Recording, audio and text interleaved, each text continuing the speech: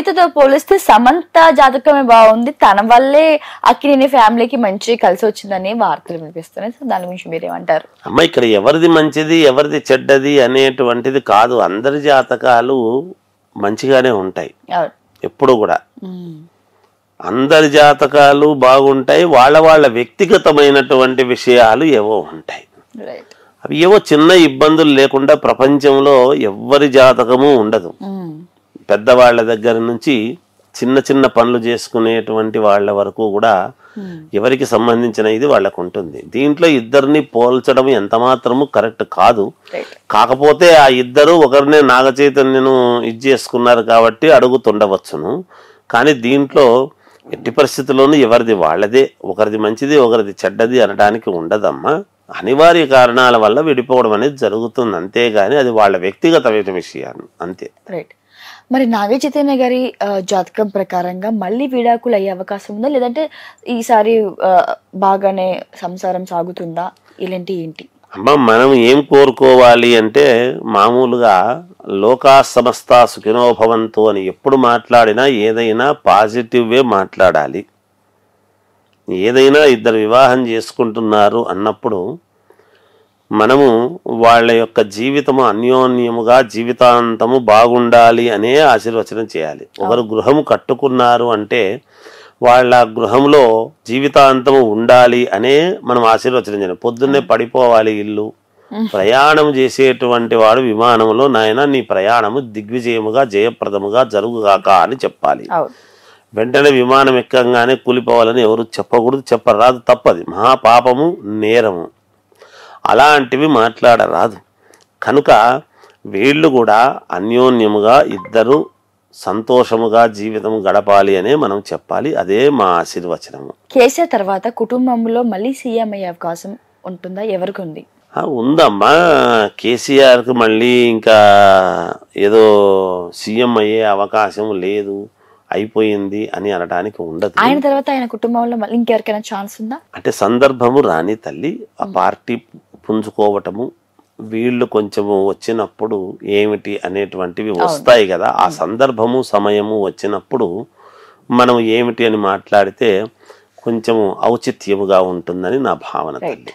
అయితే రేవంత్ రెడ్డి గారు ప్రభుత్వం మొదలైన తర్వాత ఆయన ఒక్కొక్కటిగా తీసుకున్న నిర్ణయాలు, అంటే గతంలో జరిగిన హైడ్రా కావచ్చు, తీసుకున్న ఒక్కొక్క ప్రతి నిర్ణయాలు కూడా ఆయన పదవికి మేలు కలుగుతుందా లేకపోతే నష్టం కలిగిస్తుందా? ఆయన నిర్ణయాలు ఏమి తీసుకుంటే మేలు జరుగుతుంది, ఏమి తీసుకోకుంటే మేలు జరుగుతుంది అని చెప్పడము మా ప్రాధాన్యత కాదు. కానీ రేవంత్ రెడ్డి గారి జాతకము ప్రకారముగా చాలా యోగవంతముగా ఆయన 5 సంవత్సరాల పాటు దిగ్విజయంగా పూర్తి చేస్తారని నేను గతంలో కూడా చెప్పాను, ఇప్పుడు కూడా మళ్ళీ చెప్తున్నాను. ఆయన పూర్ణముగా దిగ్విజయముగా ఆయన పాలన ఆయన సాగిస్తారు కాక. రైట్. బీజేపీ భవిష్యత్తు తెలంగాణలో ఎలా ఉండబోతుంది? బాగుంటుందమ్మా, పుంజుకోబోతుంది. జైలుకి వెళ్ళడం వల్ల తన ఇమేజ్ తగ్గుతుందా పెరుగుతుందా గారు? అది మనం ఏమీ అలా చెప్పడానికి ఏమీ ఉండదమ్మా. పూర్వము ఎలా అయితే ఉంటుందో అలాగే ఉంటుంది. పోయొచ్చినంత మాత్రాన ఇప్పుడు నేరాలు రుజువు అయినప్పుడు కదా తల్లి, అవునా కాదా అనేది తెలుస్తాయి. ఇప్పుడు నిందగానే ఉంటుంది. నింద ఎప్పుడైతే ఇది కాదు అనేటువంటిది రుజువు అవుతుందో, అవునో కాదో రుజువు అయిన తర్వాత ప్రజల మీద ఆధారపడి ఉంటుంది. ఆమె జాతక ప్రకారంగా చూసినప్పుడు మునుపు ఎలాగైతే ఉంటుందో ఇప్పుడు కూడా అలాగే ఉండవచ్చు, అంతకంటే పెద్దగా మార్పు ఉంటుందని నేను అనుకోను. శోభిత నాగ చైతన్య ఎంగేజ్మెంట్ జరిగింది, మన అందరికి తెలిసిన విషయమే. అయితే ఈ ఎంగేజ్మెంట్ జరిగిన కొద్ది రోజుల్లోనే మనకి ఎన్ కన్ఫెక్షన్ అనేది కోల్చివేయడం జరిగింది హైడ్రా. అయితే శోభిత ఎంగేజ్మెంట్ చేసుకున్న తర్వాత ఇలా జరిగింది అనేసి శోభిత జాతకం బాగాలేదు, తన వల్ల ఇలా నష్టం జరిగిందని వార్తలు వస్తున్నాయి. సో దాని గురించి మీరు ఏమంటారు? అది చాలా తప్పమ్మా. ఎందుకంటే వీళ్ళిద్దరి జీవితానికి సంబంధించినటువంటి ఇది ఏదన్నా దోషము అనేటువంటిది ఉంటే ఇప్పుడు ఏదో వీళ్ళల్లో ఉండేటువంటి చూడాలి.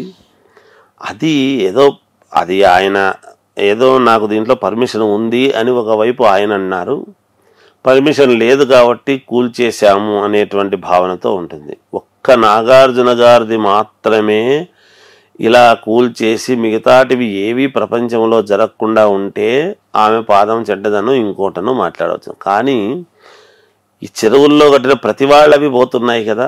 అవును. అలాంటప్పుడు శోభిత అమ్మాయి యొక్క జాతకం ఒకటే వీళ్ళందరి మీద ప్రభావము ఉండదు కదా. అవును. మరి వీళ్ళందరికీ ఏమైనట్టు?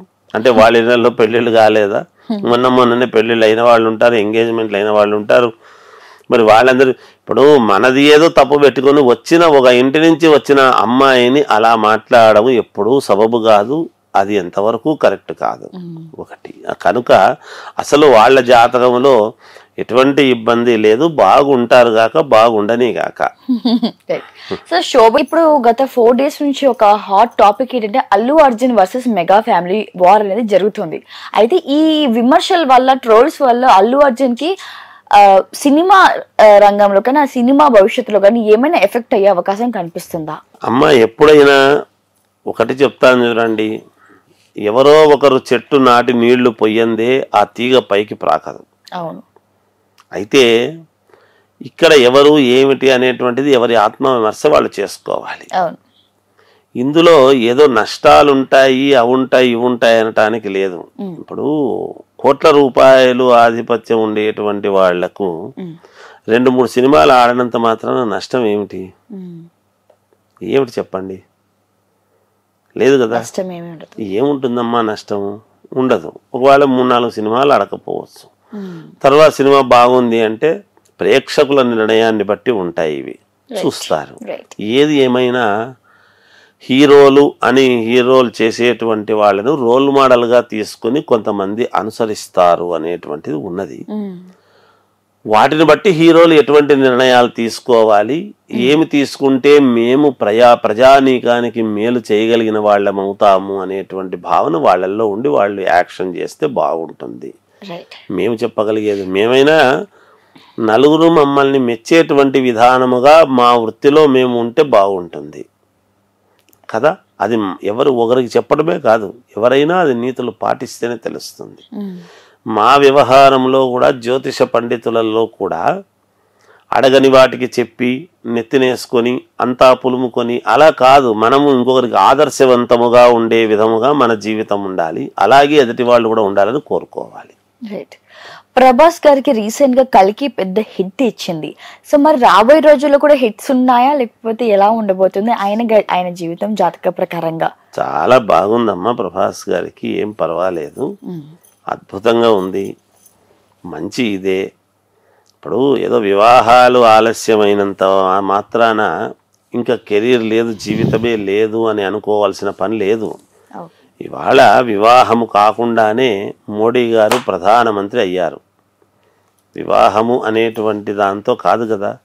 అలా కానంత మాత్రాన సినిమాలు లేవు అవి ఇవి అని ముందు ఎదటి వాళ్ళ లోపాలను గుర్తించటము కాదు, ఎదటి వాళ్ళల్లో ఉండేటువంటి ఔన్నత్యాన్ని గుర్తించి దాన్ని ముందుకు ఎలా తీసుకెళ్ళాలి అనేటువంటి భావనతో ఆలోచన చేయాలి.